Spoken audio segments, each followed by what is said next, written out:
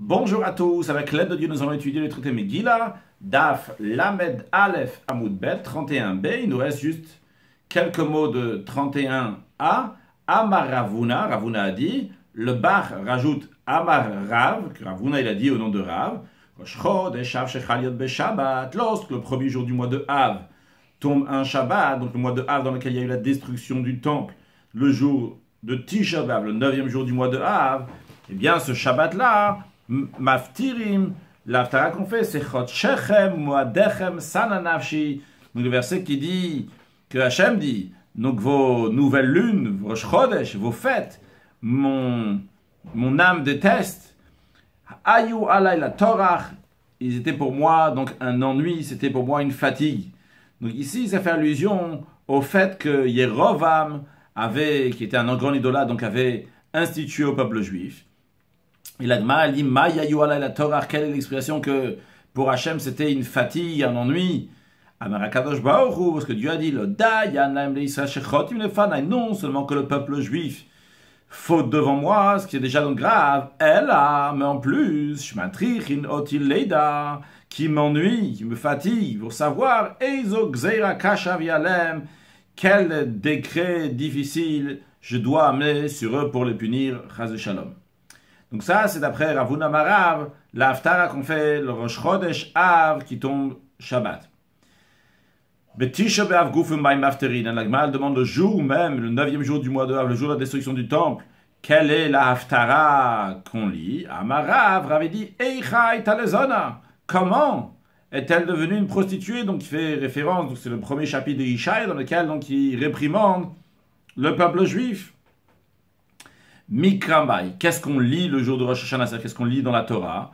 Plusieurs opinions. Tanya a enseigné dans une braïta. Acherim omrim, d'autres disent, les autres qui ont dit Acherim, on a déjà appris que c'est Rabbi Meir.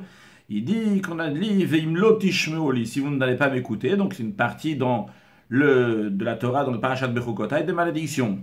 Rabbi Nathan Bar Yosef Omer, que la partie qu'on lit, Sad Anayina Tsunia Mazé, jusqu'à quand ce peuple va me mettre en colère?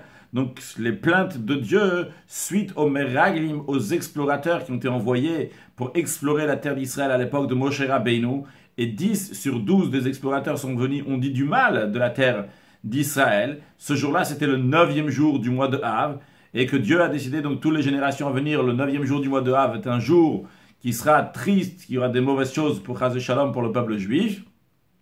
Donc c'est lié avec le 9e jour du mois de Av. Donc, d'après Rabbi Nathan Bar Yosef, la lecture, c'est justement cette lecture-là dans laquelle Dieu se plaint de ce comportement.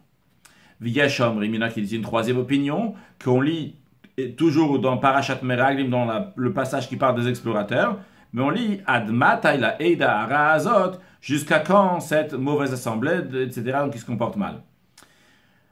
Rashi, Ad anayina tsuni, jusqu'à quand ils vont me mettre en colère. Ou bien Ved Matai la Eda Hara, la troisième opinion qui dit jusqu'à quand cette mauvaise assemblée. Rashi nous dit que Tarvayu, ces deux versets, aussi bien le verset de la deuxième opinion, aussi bien le verset de la troisième opinion, Meraglim, ça parle des explorateurs. Quel rapport avec Tisha B'Av? Rashi nous dit Vem Chazru B'Tisha B'Av, les explorateurs sont revenus d'avoir exploré la terre d'Israël le 9e jour du mois de Av, qui est un bien Masachet Tanit, comme il est dit dans le traité Tanit. Amar Abaya, Abaya dit à Idna, de nos jours, maintenant, Naug Alma, la coutume du monde, elle est les mikre qui tolid banim, de la lecture de la Torah de lire qui tolid banim ou vnevanim dans la paracha de Vaed Hanan, dans le livre de Dvarim, donc elle Moshe Rabbeinu nous prévient le peuple juif qui vont avoir la descendance, etc., qui s'ils vont mal se comporter, ils vont être exilés de leur terre, ou maftirim asof asifem, et la haftara, c'est je détruirai asof asifem, je les détruirai certainement, donc qui est une sorte de lamentation du prophète Jérémie. La Mishnah dit B'Mahamadot, que lorsqu'il y a le Mahamadot, on rappelle que le Mahamadot, donc c'était le peuple juif était partagé donc en 24 groupes, que chaque groupe avait sa semaine. Donc donc il y avait 24 groupes de gens qui représentaient donc tous les Israélim, tous les juifs ordinaires, donc qui ne sont pas Kohen et qui ne sont pas Lévi. Et en vérité, donc, c'était des Israéliens, mais ils représentent tout le peuple juif pour le sacrifice communautaire. Vu qu'on offre un sacrifice, il faut se trouver devant le sacrifice. Vu que pas tout le monde peut être présent au moment quand il faut le sacrifice, c'est la raison pour laquelle ces gens-là donc représentaient tout le monde. Qui est-ce qui représentait parmi ces 24 groupes? Uniquement ceux qui étaient à Yerushalayim. Mais les autres juifs qui n'étaient pas à Yerushalayim représentaient quand même le peuple juif, mais sous une autre forme, avec la prière, avec le jour de jeûne, avec une lecture de Torah tous les jours. Qu'est-ce qu'ils lisaient donc dans ce moment-là qui s'appelle Mahamad au singulier, Mahamadot? Ils lisaient le Maaseh Bereshit, l'œuvre de la création du monde, Vecholo, etc. Alors la Gemara demande Mina Anemile. Ici, la traduction de Mina Anemile est traduite comme Rashi nous dit Mina Anemile Ma'inyan Bereshit etzel Mahamadot. Quel rapport entre Bereshit, l'œuvre de la création, avec les Mahamadot, donc qui sont liés avec les sacrifices? Quel rapport entre les deux? Amar Rabbi Ami répond il m'a les Mahamadot. Car s'il n'y avait pas les Mahamadot, ici dans le sens large du terme, pas seulement les gens des Mahamadot, mais les sacrifices qui sont liés avec les Mahamadot, s'il n'y avait pas ça, le dit Kaimu Shamayim va'aretz, le ciel et la terre ne tiendraient pas. Shennemar, comme il est dit, Imlobrit yom va'laila, si ce n'était mon alliance le jour et la nuit. Chukot Shamayim va'aretz samti, je n'aurais pas établi les lois du ciel et de la terre. Maintenant, cette expression de Beriti qui est dit ici, mon alliance, d'après Rabbi Ami, ça fait référence au sacrifice. Comment ça? Il va développer. Uktiv est écrit à propos de Avraham Avinu, le premier des patriarches, lorsque Dieu a fait une alliance avec lui, ce qu'on appelle le Brit Ben Abetarim, il a fait une alliance, il lui a promis donc de lui donner la terre d'Israël. Il y a écrit là-bas, Avraham Avinu, il a dit à Hachem, Vayomer Hachem Elohim, il a dit à Hachem, Dieu, Bama Eda, par quoi je saurai qui ira Shena, que je vais hériter la terre d'Israël. Alors, Rabbi Ami interprète cette discussion-là entre Avraham et Dieu. Amar Avraham nifna Kadosh Baruch Hu. Avraham a dit devant Kadosh Baruch Hu, Ribono Shel Olam, maître du monde. Shema chaz v'shalom Israël chotim lefanecha. Peut-être le peuple juif faudra devant toi. Ve'ata oselahem kedora mabuluk dora flaga. Et tu vas leur faire comme tu as fait à la génération du déluge, à la génération de la dispersion. Donc, quand ils ont fait la tour de Babel, qu'Hachem les a dispersés, d'après certains commentaires. Ici, le Dor Aflaga, la génération de la dispersion, est venue en même temps parce qu'on dit toujours ensemble les deux, Maboul Dor Aflaga, la génération du déluge et la génération de la dispersion, donc on les met ensemble. Mais en effet, ce que Avraham a vu sur toute sa crainte était comme la génération du déluge que Dieu va exterminer le peuple juif. Alors il a dit, peut-être tu vas les exterminer. Amarlo, Dieu lui a dit là, il a dit non. Amar Lefana, Avraham Avinu, il a dit à Dieu, Ribon Shalom, maître du monde, Baba Eda. Par quoi je saurai? Qu'est-ce que ça veut dire par quoi je saurai? Rashi traduit ici Bama Eida. Avraham il a dit Matom Marli. Qu'est-ce que tu as à me dire? Dis-moi le secret, les lamdan, que je leur enseigne. Davar, la chose chez Kapubo Avnotem. Dis-moi comment je pourrais leur dire, leur transmettre que même s'ils ont fauté, ils pourront quand même pardonner leurs fautes. Alors Amarlo, Akadosh Baruch Hu a dit à Avraham, dans la suite du verset écrit, il lui a dit Krali Egla Meshulash Vekomer, apporte pour moi 3 génisses, etc. Dans la suite, il y a encore d'autres animaux. Donc ils font référence au sacrifice. C'est ça la réponse. Ah, les Juifs ont pardonné, eh bien ils pourront amener des sacrifices. Et pardon, les Juifs ont fauté, ils pourront amener des sacrifices pour se faire pardonner, comme ça, donc rester, exister, et qu'ils ne vont pas être anéantis comme la génération du déluge. Rashi Krali Egla Meshulashet, Kelomar, c'est-à-dire ces 3 génisses-là que Dieu a dit à Avraham Avinu de prendre. Dans la discussion qui est entre les lignes, ça veut dire que Hakorbanot yichapru alem. Dieu est en train de dire ici, les sacrifices pardonneront au peuple juif. Amar lefana, Ribono shel olam, Avraham a dit à Hachem, maître du monde, Teina bisman shevet hamidesh kayam, c'est acceptable, donc pour l'époque où le temple est présent, que là, ils peuvent amener des sacrifices, mais bisman she'en bet hamidesh kayam mate alem, lorsqu'il n'y a pas le temple est détruit, qu'est-ce qui va se passer avec le peuple juif? Amar lo, il lui a dit que j'ai déjà établi pour eux, donc dans la Torah, l'ordre des sacrifices. Donc il était écrit dans la Torah. Et à chaque fois qu'ils vont lire les sacrifices dans la Torah, je considère comme si qu'ils amènent devant moi un sacrifice, et je pardonne tous leurs fautes. Donc tout ça pour expliquer.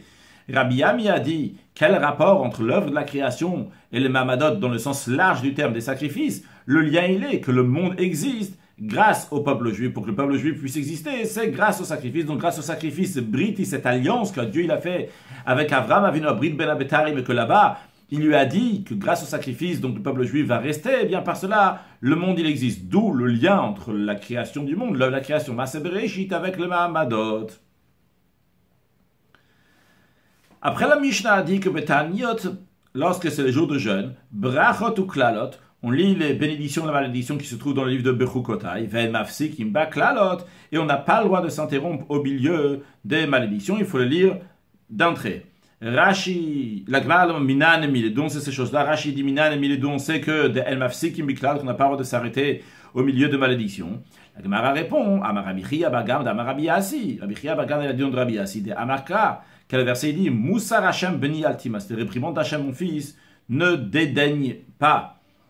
Rashi altimas, donc ne dédaigne pas. Ve'amafsik baem, celui qui s'arrête donc au milieu de la lecture de malédiction, Mareatzo, il montre chez Kachelolikot qu'il est difficile de lire la totalité du passage, et donc il dédaigne les réprimandes. Rashi rajoute, ou Maseret Sofim, Yalifla Misefedika. Dans le Maseret Sofim là-bas, on dit que Rabbi Chia il déduit ça de la fin du verset. À la fin du verset, il y a écrit Ve'atakotz betochachto. Ne repousse pas sa réprimande. Que quoi? L'expression de takot, qui veut dire donc repousser, il y a aussi dans le langage de kotzim laktzot, de couper. Donc ici, il dit Altasu kotzim kotzim, n'en fait pas des coupures, psakim psakim, donc morceau par morceau, donc de malédiction. Donc l'expression de takot, lachon ksitsa vient dans le langage, donc de couper, des passages qui sont coupés. Donc ça, c'est l'opinion de Rabbi Chia, pour pas dire qu'on n'aime pas la réprimande d'Hachem. Resh Lakish Amar, Resh Lakish dit la raison pourquoi on ne s'arrête pas au milieu de malédiction. Le fichier Omrim Bracha la pour un autre, parce qu'on ne récite pas de bénédiction sur une punition. Et là, c'est une punition qu'Hachem il amène. Et d'ailleurs, les commentaires disent, quand Hachem a une punition sur le peuple juif, c'est Dieu lui-même aussi, si on peut s'exprimer d'une telle manière, qui souffre. On ne va pas faire une bénédiction sur cela. Alors, dans ces cas-là, si on ne fait pas de bénédiction avant la lecture, après la lecture, la Hechiavid, comment on procède? Avant de lire dans la Torah, on fait la bénédiction. Après avoir lu dans la Torah aussi, on fait une bénédiction. Tana, c'est dans une braïta. La réponse à ça, elle est lorsqu'il commence, il commence avec le verset qui précède, c'est-à-dire avec la partie de bénédiction qui est avant les malédictions. Donc celui qui va lire les malédictions, il commence avec un verset de bénédiction. Puis, lorsqu'il conclut, il finit avec le verset qui est après les malédictions, mais il ne lit pas uniquement les malédictions du début à la fin. Amar Abaye, Abaye a dit, c'est vrai qui est établi par la Mishnah qu'on n'a pas le droit de s'arrêter au milieu de malédictions, c'est uniquement pour les malédictions qui sont dans le Torah de Kohanim, dans la paracha de Bechukotai. Mais les malédictions qui sont dans le Mishnah Torah, donc dans la paracha de Kitavo, là-bas aussi il y a des malédictions. Il y a un posek dans ce cas-là, donc là-bas il peut s'interrompre. Quelle est la différence entre les malédictions qui sont dans la paracha de Bechukotai, dans la fin du livre de Vayikra, et avec ceux qui sont dans la paracha de Kitavo, dans le livre de Dvarim, dans le Mishnah, ce qu'on appelle Mishneh Torah? J'ai pas dit dans le cours précédent, Torah de Kohanim c'est le livre de Vayikra, et Mishneh Torah c'est le livre de Dvarim. Torah de Kohanim c'est le 3e livre, et Mishneh Torah c'est le 5e livre. Mais il s'appelait Mishneh Torah parce que c'est une répétition de la Torah, c'est Moshe Rabbeinu lui-même qui l'a dit. Maïtama, quelle est la raison de cette différence? La Gemara répond, Halal oblishon Rabbi Mamurot. Donc les malédictions qui sont dans la paracha de Bechukot et dans le 3e livre de la Torah, dans le livre de Vayikra, premièrement, ils sont dits au pluriel. Deuxièmement, ou Moshe Mipiagvura Mar, Moshe les a prononcés au nom d'Hachem. Vehalalou, par contre, celles-ci, donc celles-là, ceux qui sont dans le livre de Dvarim, dans Mishneh Torah, Belachan Yachid Amurot, ils sont dits au singulier, ou Moshe Mipi Atzavaran, c'est Moshe de lui-même qui les a prononcés. Comme Rashi nous dit, Moshe Mipiagvura Amar, Moshe les a dit, donc de la parole, au nom d'Hachem, il était donc l'émissaire délégué par Dieu pour dire cela, en disant, Moshe dit, Amarli Akadosh Baruch Hu, Dieu il m'a dit comme ci, comme ça. D'où est-ce qu'on voit ça? Shari Amurim Lachon Venatati, vu que ces malédictions-là, ils sont dit Venatati, je donnerai, Veivkati, je susciterai, Veshalarti, j'enverrai. Mishaï Cholet Beyadolasot, c'est celui qui a la possibilité de le faire, donc c'est Hachem. C'est pas Moshe Rabbeinu qui est en train de dire Venatati, je donnerai, je susciterai, etc. C'est au nom d'Hachem. Donc ça, c'est dans le parashat de Bechukotai, dans le livre de Vayikra, dans le Torah de Kohanim. Par contre, dans le Mishneh Torah, il est écrit Yakecha Hashem, Hashem va te frapper, Yad Bek Hashem Becha, que Hashem donc va t'attacher, etc. Telle et telle malédiction. Donc ça, c'est Moshe Amaran. Mais là, c'est Moshe Rabbeinu qui le dit de lui-même. Im Tavra Mitzvotav, en disant que si vous allez transgresser les commandements de Dieu, Hu Yafkid Alechem, eh bien, Hashem va vous susciter, va vous envoyer telle et telle malédiction, Chas Shalom. Donc, ça, c'est la différence donc, entre les deux sortes de malédictions. Et donc, c'est la raison pour laquelle, que d'après Abaye dit qu'il n'y a pas, on peut s'arrêter, donc on n'a pas le droit de s'arrêter uniquement dans la malédiction de Parashat Bechokotai. Mais dans ceux de Mishneh Torah, on peut oui s'arrêter. La Gemara raconte que Levi Barbouti, Havakari, Vekamegam, Kamede Ravuna, Ba'aroure. Levi Barbouti, tu es en train de lire Ba'aroure. Aroure, c'est les malédictions. Donc, devant Ravuna, il était Megamgem. Qu'est-ce que ça veut dire, il était Megamgem? Rashi traduit Megamgem. Kara Otam Bimrutza, il lisait les malédictions rapidement. Ou Bekoshi, il avait du mal à prononcer les mots correctement. Donc, Ba'aroure, de quelle malédiction il s'agit? Rashi nous souligne donc Arour, ça veut maudire. Aroure et Mishneh Torah, donc les malédictions qui sont dans le Mishneh Torah, dans le livre de Dvarim, il avait du mal à le dire. Alors, Amarlo, Ravuna a dit à Levi Barbouti, il lui a dit Akenafshach. C'est comme tu veux, fais comme tu veux. Qu'est-ce que ça veut dire? Rashi Akenafshach. Imrutzon Chalahafzik. Si tu veux arrêter, psok, tu peux t'arrêter. Oh, il veut attaquer Bikiat, vu que tu es dégoûté, tu n'as pas envie de le lire, tu peux t'arrêter. Tu n'as pas besoin de tout lire. Pourquoi? Ravuna s'explique. Il lui dit, comme l'enseignement qu'on vient de voir d'Abaye, il lui a dit le shan ou la cloud, je vais te rate Kohanim, ça qu'on enseigne dans la Mishnah, on n'a pas le droit de s'arrêter au milieu des malédictions. C'est uniquement dans les malédictions qui sont dans Torah Kohanim, dans le livre de Vaïkra, dans Parashat Bechukot, il va chez le Mishneh Torah. Mais les malédictions qui sont dans le Mishneh Torah, bien Posek, qui peut s'arrêter au milieu. Tanya, on enseigne dans une braïta. Rabbi Shimon ben Elazar Omer, Rabbi Shimon ben Elazar dit que Ezra, Tikenam l'Israël, Ezra instauré pour le peuple juif, qui vont lire les malédictions qui sont dans Torah Kohanim, donc dans le livre de Vayikra, avant Atzeret, c'est-à-dire avant la fête de Shavuot. Mais chez le Mishneh Torah, les malédictions qui sont dans le Mishneh Torah, dans la paracha de Kitavo, le peuple juif va les lire Kodem Rosh Hashanah, avant la fête de Rosh Hashanah. Rashi Kodem Atzeret, Shuzman Katzir, c'est le moment donc de la moisson. Uzman Perotaïl, c'est le moment des fruits de l'arbre. Je vais Azil, comme on va expliquer dans quelques instants, quel rapport. Quelle est la raison de ce décret de Ezra de lire les malédictions avant Shavuot et avant Rosh Hashanah? Amar Abaye a dit, Veitem Resh Lakish, c'est Resh Lakish qui a dit, afin que l'année s'achève avec ces malédictions. C'est-à-dire on lit les malédictions à la fin de l'année pour dire voilà, maintenant on a fini avec les malédictions, on ouvre une nouvelle page. Alors la Gemara dit, Bish, la Mishneh Torah, on comprend, c'est compréhensible, ça va bien, que les malédictions de Mishneh Torah on les lit.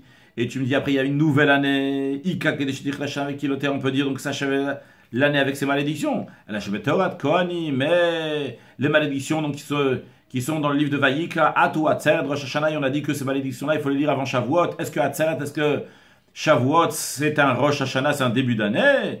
La Gemara répond, oui, c'est un début d'année.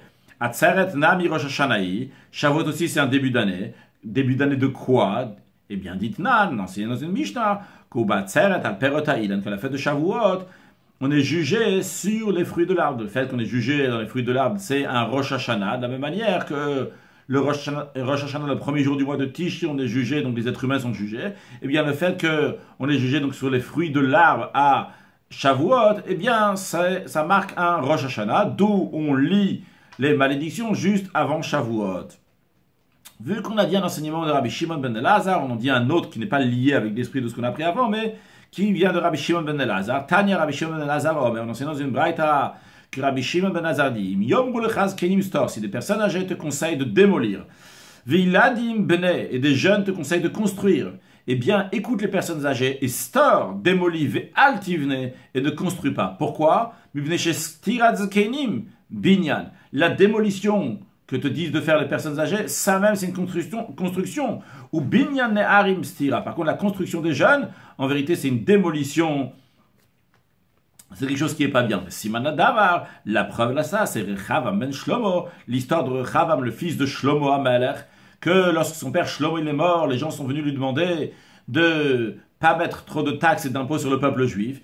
Rechavam a demandé conseil aux personnes âgées, les amis de son père, qui lui ont dit d'écouter le peuple. Et il a demandé aussi au conseil à ses amis, donc les jeunes, qui lui ont dit au contraire, rajoute encore plus de taxes, encore plus d'impôts. Et concrètement, c'est ce qu'il a fait. Ce qu'il leur a dit, je vais vous rajouter encore plus de taxes, encore plus d'impôts.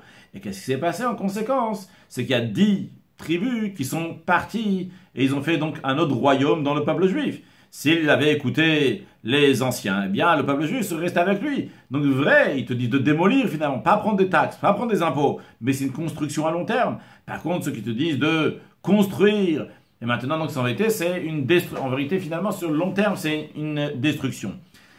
C'est expliquer de quoi on parle quand on dit de construire ou de détruire. S'ils te disent, donc les anciens, ils te disent construis, ils te disent détruis le rez-de-chaussée pour construire un étage au-dessus.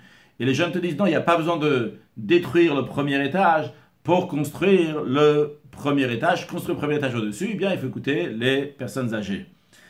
Tanoura Banan de sage enseigné dans une braïta. Makom Shemafsikim Beshabbat Shachit.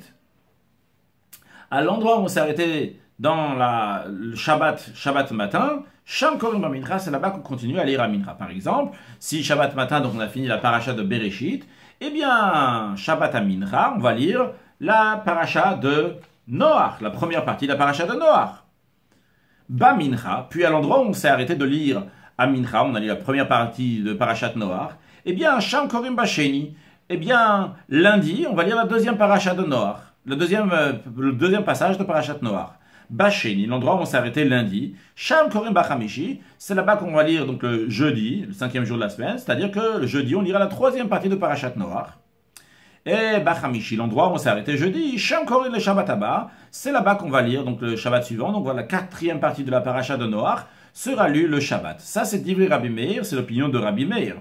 Et Rabbi Yehuda Omer, Rabbi Yehuda n'est pas d'accord avec cette opinion, il dit Makom Shemafsikim Shabbat Shachit, l'endroit où on s'est arrêté Shabbat matin, si on a lu la paracha de Bereshit Shabbat matin, eh bien, ça sera le même endroit que Sham Korin qu'on va lire là-bas, donc la paracha de Noach, la première passage de parachat Noach, et Mincha, donc le Mincha de Shabbat après-midi, ou Sheni et lundi, ou Chamishi, et jeudi, le Shabbat Abba, le Shabbat suivant aussi, on reprendra de l'endroit où on s'est arrêté le Shabbat précédent. Donc le Shabbat précédent, on a fini Parashat Bereshit, et bien le Shabbat d'après, on lira le début de Parashat Noach, que nous avons lu donc ce premier passage, donc le Shabbat après-midi, lundi et jeudi, on le reprend Shabbat matin, comme d'ailleurs c'est la coutume de faire, comme c'est l'habitude de faire aujourd'hui. Amar Rabbi Zera. Rabbi Zera a dit, Halacha. Comment dit l'Halacha? On a vu deux opinions, celle de Rabbi Yehuda, celle de Rabbi Meir. C'est quoi la Halacha? La Halacha, elle est, la loi est tranchée, que Makom Shemafsikim Beshabbat Shachit, l'endroit où on s'arrête Shabbat matin, donc par exemple si on a fini Shabbat Bereshit, le Shabbat matin, la paracha de Bereshit Shabbat matin, Sham Korim Ba Mincha Basheni Bachamishi, c'est là-bas qu'on va lire donc le Shabbat après-midi, le lundi et le jeudi, Vele Shabbat Abba et le Shabbat suivant. Alors on voit ici que Rabbi Zera nous a dit que la loi elle est tranchée comme Rabbi Yehuda. Alors la Gemara demande, Velema Alacha qui Rabbi Yehuda, on avait qu'à dire que la Alacha, elle suit l'opinion de Rabbi Yehuda. Tout simplement, à la place de nous dire que la Alacha elle est que où on s'arrêtait Shabbat matin, on continue le lundi, jeudi et Shabbat d'après. La Gemara répond, pourquoi on n'a pas dit ça? Mishum de après l'eau, parce que certains invertissent les noms des Tanaïm qui sont mentionnés ici. Il y en a qui disent que ce que Rabbi Meir a dit c'est Rabbi Yehuda, ce que Rabbi Yehuda a dit c'est Rabbi Meir. Comme Rashi nous dit Mishum de après l'eau de Rabbi Meir, de Rabbi Yehuda, de Rabbi Yehuda, de Rabbi Meir. Donc s'il avait dit la halakha comme Rabbi Yehuda, d'après ceux qui disent que c'est Rabbi Yehuda qui a dit qu'on continue la lecture, on s'est arrêté Shabbat matin, on continue le Shabbat après-midi, on continue le lundi, on continue, etc., etc. On aurait cru que ce que Rabbi Zera nous a dit, que la halakha est comme Rabbi Yehuda, qu'on avance et le Shabbat d'après, on continue là où on en est. C'est la raison pour laquelle que le Shabbat d'après, on continue où on en est, où on a continué à faire lundi, jeudi, et on est arrivé à un certain point de la paracha, on continuera là-bas Shabbat matin. C'est justement pourquoi il a besoin de nous préciser, pas juste à l'Acha comme Rabbi Yehuda, mais de dire clairement que l'endroit où on s'est arrêté Shabbat matin, eh bien le Shabbat suivant, c'est là-bas, à cet endroit-là, que nous allons continuer.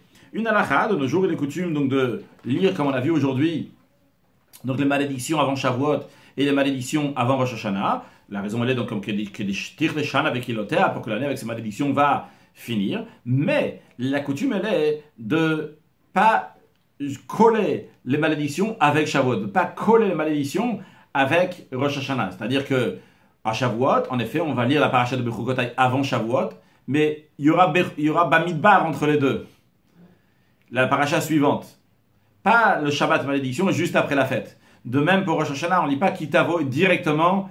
Il y a Rosh Hashanah, on lit la paracha de Kitavo, on lit après donc Nitzavim, et après on fait la fête de Rosh Hashanah. Alors le rabbi explique dans le sens profond, un mot de Chassidut, pourquoi on fait ça. On fait ça pour faire une pause entre les réprimandes, les malédictions et la fête.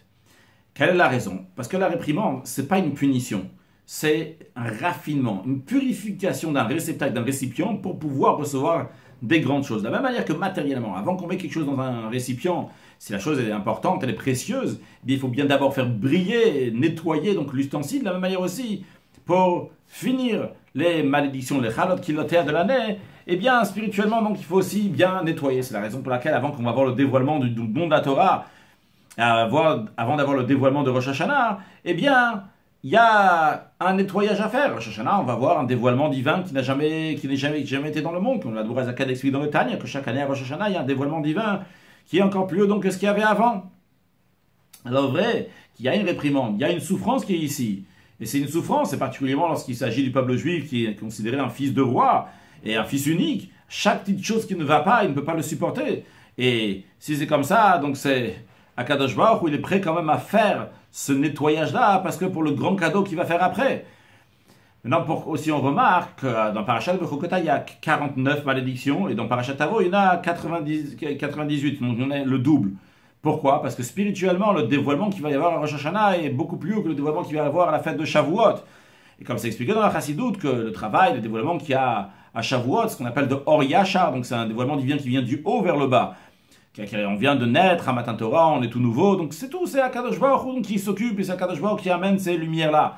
Par contre, le travail, le dévoilement divin qui va venir à Rosh Hashanah, c'est un travail qui est lié avec le Or Choser, donc une lumière qui revient, une lumière qui monte du bas vers le haut, qui est liée avec Tishri, qui commence la dernière lettre de l'alphabet, le Tav, le Shin, le Resh, etc.